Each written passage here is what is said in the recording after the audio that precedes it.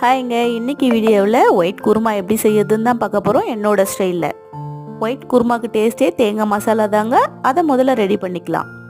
Mixie ஜாரில் 1/4 மூடி தேங்காய், 1 டீஸ்பூன் சோம்பு, 1 டீஸ்பூன் கசகசா, 5 முந்திரி, பட்டை லவங்கம், 1 டீஸ்பூன் பொட்டுக்கடலை, 6 பச்சை மிளகாய் சேர்த்துருக்கு. பச்சை மிளகாய் தான் காரத்துக்கு, உங்கள் காரத்துக்கு தகுந்த மாதிரி பச்சை மிளகாய் சேர்த்துக்குங்க. கொஞ்சமாக தண்ணி சேர்த்து நைஸாக அரைச்சி எடுத்துக்கலாம்.